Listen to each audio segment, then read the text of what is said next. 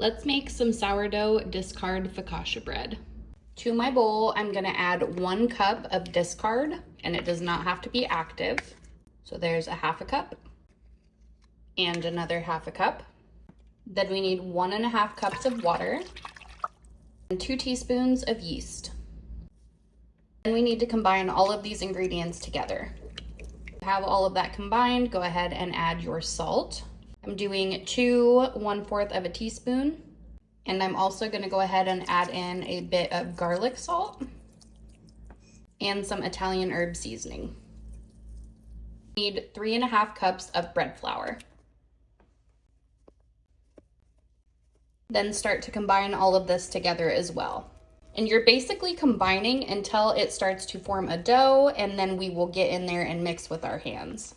And once you start mixing, if you notice it's too wet, feel free to add just a little bit of flour or water if it's too dry, but do it just a little bit at a time. You can also wet your hand with some water if all of that is sticking to you really bad. And then it just kind of helps the flour not stick to you as much. And then once your dough is formed, I just go ahead and transfer it to a clean bowl. You do not have to. You could leave it in this, but I'm just gonna drizzle just a little bit of olive oil in the bottom. And your dough should be very supple. This dough is not hard at all. In fact, it's just a little bit sticky still, but it's very movable and supple. A little bit of olive oil on top.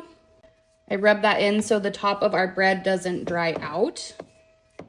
And then cover your dough and leave it for 30 minutes. So after 30 minutes, we need to do our stretch and folds, which I am not perfect at this, but basically we're just gonna stretch and fold the dough over. And you can wet your hands down with water again to make sure that the dough doesn't stick to you.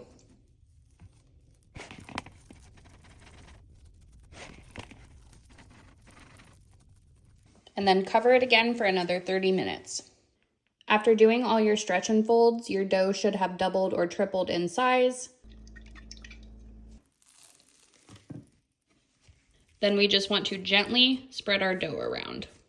After you've spread your dough around, let rise for 1 hour.